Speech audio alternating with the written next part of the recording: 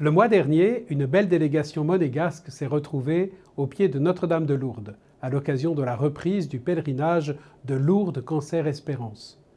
Le début de ce mois d'octobre marquera, toujours à Lourdes, le pèlerinage bien connu du Rosaire, animé et accompagné par nos frères dominicains. Et au même moment, j'aurai la joie de me joindre au groupe diocésain des pèlerins de Terre Sainte.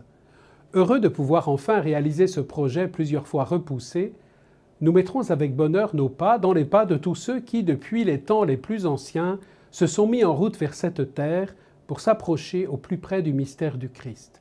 À notre tour, nous ferons l'expérience unique de voir ces lieux, d'entendre la parole qui y a résonné et qui s'y est manifestée. De lieu saint en lieu saint, nous reprendrons conscience que notre vie chrétienne est une longue marche, un pèlerinage de foi, un pèlerinage d'espérance. Chers amis, peut-être n'avez-vous pas cette année l'opportunité de vous joindre à nous. Mais sachez-le, vous serez tous dans nos cœurs et dans nos prières.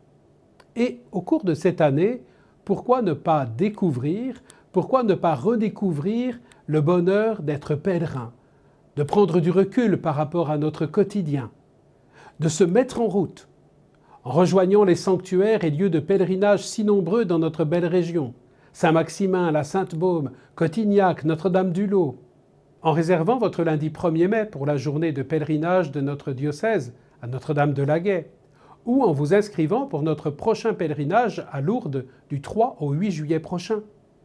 Quoi qu'il en soit, nous sommes tous invités à poursuivre notre route. Car nous le savons, sur terre, nous ne sommes que de passage.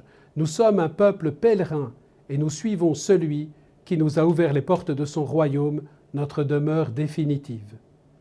Oui, chers amis, notre cité se trouve dans les cieux. Voilà notre espérance, voilà ce qui, aux heures d'incertitude, nourrit notre foi et réconforte nos cœurs. En cette nouvelle année pastorale, et en ce mois d'octobre, marqué également par la prière pour la mission universelle de l'Église, dans la dynamique du synode qui se poursuit à l'échelle continentale, puissions-nous tous devenir davantage des pèlerins. Puissions-nous tous nous mettre avec joie à la suite du Seigneur et le laisser nous conduire où il voudra et comme il voudra. Une chose est sûre, celui qui le suit ne marchera pas dans les ténèbres, mais il aura la lumière de la vie.